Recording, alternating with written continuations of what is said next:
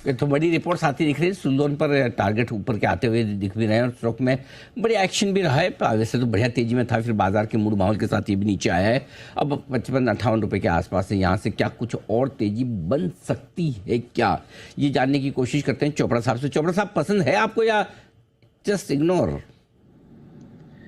देखिए अनिल जी, मैंने अभी पावर क्षेत्र के बारे में अपने व्यूज दिए और मैं फिर बोलूँगा कि पावर चाहे किसी भी प्रकार की हो, वो पावर की आवश्यकता है। दूसरी बात, पावर बनाने की कॉस्ट क्या है। अगर आप विंड एनर्जी की बात करें तो cost of production of wind energy is pretty high, बहुत बहुत महंगी बनती है, क्योंकि जो इसका इंफ्रा कॉस्ट है वो बहुत ज़्यादा है, मेंटेनेंस बहुत हाई है। हमारे देश में जो मैंने देखा कि कई सारी जो पवन चक्कियाँ लगी हुई हैं वो समुंदर के पास में है, क्योंकि वहाँ हवा मिलती है। और गुजरात देखिए या तमिलनाडु देखिए, बहुत जगह समुद्र के पास है, मगर उसका एक पिटफॉल भी है। हवा तो अच्छी मिलती है, मगर वहाँ जो हवा होती है उसमें नमक रहता है। तो जब नमक होता है तो वहाँ कोरोजन होता है। तो जो इंजन्स हैं इसके अंदर, जो बड़ी बड़ी मोटर्स लगी होती हैं, तो वो उसमें करोजन आ जाता है, तो उसकी मेंटेनेंस बहुत ज़्यादा करनी पड़ती है। और इसकी वजह से जो विंड एनर्जी है थोड़ी सी एक्सपेंसिव होती है। मगर सुजलॉन के जो ऑलरेडी इन्वेस्टेड अमाउंट है, जो उन्होंने ऑलरेडी विंड फार्म्स लगा रखे हैं या जो पवन चक्कियां बेच रहे हैं, कुछ साल पहले तक इसमें एक्सेलरेटेड डेप्रिसिएशन होता था, जिसकी वजह से लोग इसमें विंड फार्म्स लगा लेते थे और अपनी बैलेंस शीट में बेनिफिट ले लेते थे।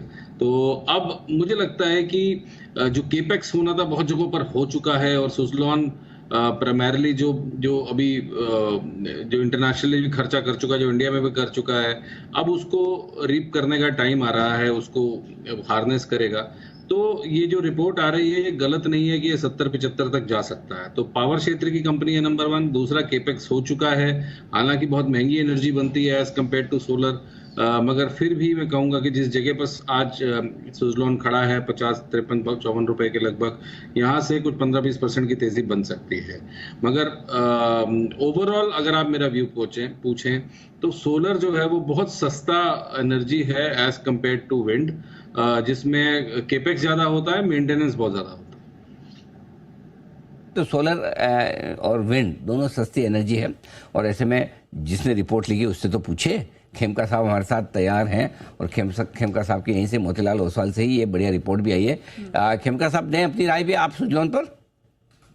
जी बिल्कुल अनिल जी, देखिए पावर सेक्टर पे काफी पॉजिटिव व्यू है, डिमांड कंसिस्टेंटली बढ़ रहा है, और जो एक स्ट्रेटेजिक फोकस है गवर्नमेंट का पिछले कुछ सालों से रिन्यूएबल एनर्जी की तरफ, वहां पर हमें लगता है कि काफी अपॉर्चुनिटीज होगी। और आशीष ने तो डिटेल में रिपोर्ट डिस्कस किया ही अपने पॉइंट को लेकर। जो पिछले कुछ सालों से देखेंगे तो जो सोलर है वो एक बड़ा फोकस एरिया रहा है, बट विंड भी कहीं ना कहीं अब डिमांड पकड़ता हुआ दिख रहा है। अगर सुजलॉन की बात करें तो जो अपॉर्चुनिटी है वो तो है ही, बट उन्होंने पिछले 2 सालों में अपना बैलेंस शीट काफी सुधारा है। ये एक बहुत बड़ी पॉजिटिव फैक्टर है इस स्टॉक को लेकर। जो उनका जो net date to EBITDA 6.6x था FY22 में, वो अब चेंज होकर नेट कैश पोजीशन हो गया FY24 में। एबिटा मार्जिन भी काफी हेल्दी 14 to 16% है, और आगे चलकर जो ग्रोथ हम एक्सपेक्ट कर रहे हैं नेट प्रॉफिट में, वो 60% प्लस अर्निंग्स ग्रोथ देख रहे हैं। तो ये जो ग्रोथ है अगर आप देखें तो काफी, अगर हमने इनको बाकी भी कैपिटल गुड कंपनीज के साथ कंपेयर किया इंडिया में ग्लोबली, तो चाहे आप वो एबीबी की बात करें जहां पे ओनली 23% अर्निंग्स ग्रोथ है, सीमेंस, थर्मैक्स या सीजी पावर, तो ये सब 20 से 25% अर्निंग्स ग्रोथ ऑफर कर रहे हैं, जबकि सुजलॉन यहाँ पर अभी नेक्स्ट 2 इयर्स में 60% प्लस अर्निंग्स ग्रोथ ऑफर कर रहा है। तो उसको लगकर हमको लगता है कि थोड़ा वैल्यूएशन जो है वो बढ़नी चाहिए, प्लस अर्निंग्स ग्रोथ आपको अपॉर्चुनिटी देगी। तो यहाँ ये सब फैक्टर्स को मिला के हमें सुजलॉन एक बेहतरीन पिक दिखता है, और डेफिनेटली इसे बाय कीजिए। अभी तो फिलहाल हमारा जो टारगेट प्राइस है वो 70 रुपीज का है।